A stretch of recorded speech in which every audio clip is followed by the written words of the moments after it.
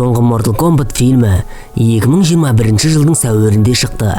Шыққанда да, шынында айтсам, орташа деңгейде. Фильмді көп көрермендер 1995 жылғы түпнұсқамен салыстырып жатты.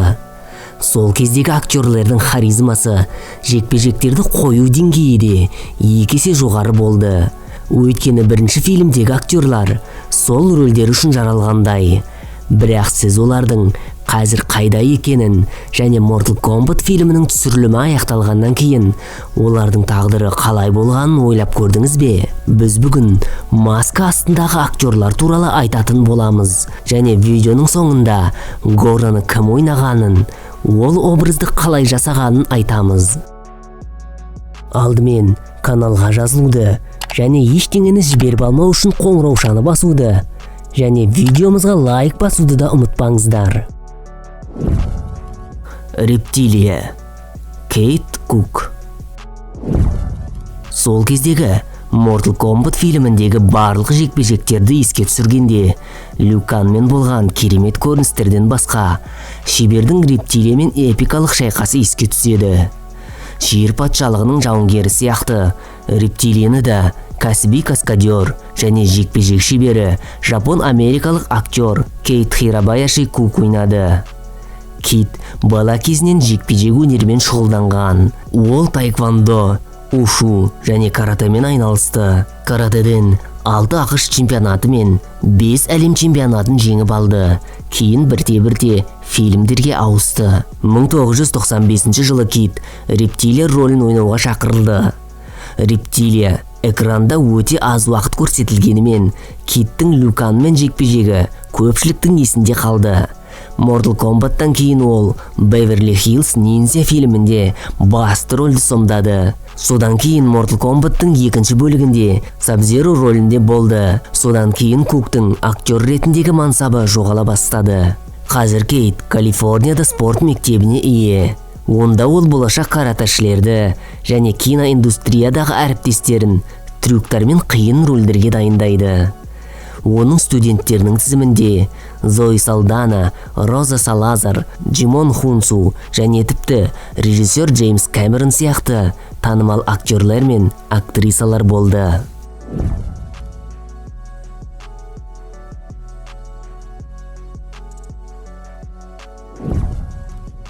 Франсуа Пети, Sub-Zero.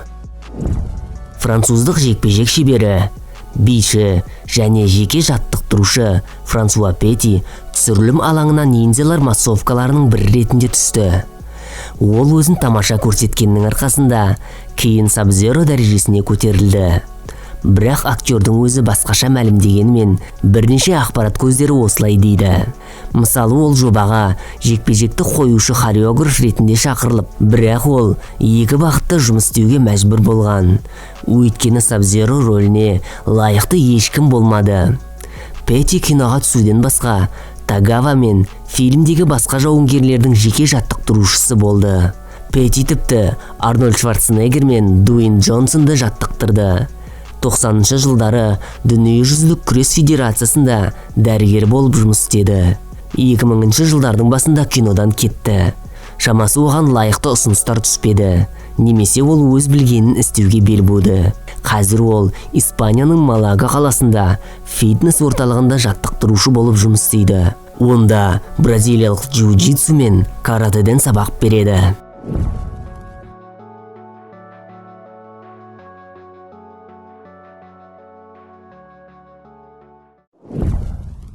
Крис Касамасса, Скорпион. Фильмдегі негізгі тұлғалардың бірі тек қосымша кейіпкер болды және қосалқы рөл атқарды. Әйгілі мұнда кел деген сөз болмағанда, Скорпионды мылқау деп қателесуге болады. Бұл жігітті ешкіммен шатастыру мүмкін емес. Оның қолтаңбасы бар сары костюм франшизаның символына айналды. Mortal Kombat ойынында Скорпион Джонни Кейджбен шайқасады және шын мәнінде елес болып табылады. Касамасса бүкіл өмірін жекпе-жек өнеріне арнаған адам. Оның әкесі жеке каратэ мектебінің иесі. Сондықтан бұл таңқаларлық емес. Кристің басты мақсаты қара белбеу алу болды және ол спорттан кеткенге дейін 7-ші даңға жетті. Жігіт каскадер және дублер болып жұмыс істеді. Актер болам деп ешқашан армандамаған. Оның өмірінде кино әрқашан екінші орында болды. Mortal Kombat'та ол қосымша эпизодқа ие болды. Бірақ жігіттің қабілеттері соншалықты жан-жақты болғандықтан, картина жасаушылары Криске толыққанды рөлді ұсынды. Скорпионның рөлін атқарған Франсуа Петти фильмге түсумен қатар, басқа актерлардың кейбір трюктарды меңгеруіне көмектескен жекпе-жек өнерінің шебері.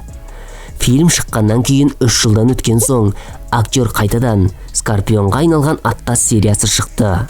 1997 жылы Кассамаса Клунидің дублер ретінде Бэтмен мен Робиннің түсіріліміне қатысты. Сондықтан ол екінші Mortal Kombat фильміне түсе алмады. Және мүмкін бұл дұрыс болған шығар.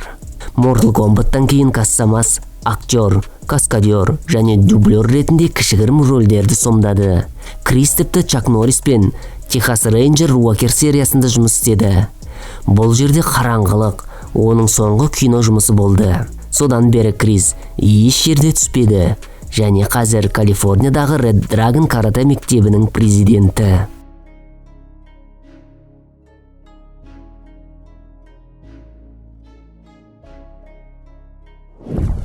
Кіші Том Вудроф Гора костюмын өзі жасап қана қоймай, түсірілім кезінде оның рөлін өзі ойнады. Вудроф монстрдың төменгі бөлігін, яғни үлкен аяқтарын киді. Содан кейін кран көмегімен басынан және 4 қолынан тұратын жоғары бөлігін кигізді. Жоғарғы бөлігі Вудрофтың денесіне арнайы бекіткіштермен бекіткен.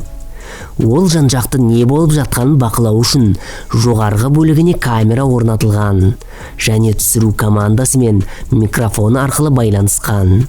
Вуд Гораның төменгі 2 қолын басқарса, ал жоғарғы 2 бөлігі механикалық болды және кукловод басқарды. Гораны түсіру кезінде болған қиыншылықтарға қарамастан, персонаж өте сәтті шыққанын айта кету керек. Продюсердің айтуы бойынша, Гораны жасау үшін $1 миллион жұмсаған. Mortal Kombat'тың басқа актерларына не болғанын білгілеріңіз келсе, лайктарыңызды аямаңыздар. Жақын арада солар туралы екінші видео шығатын болады.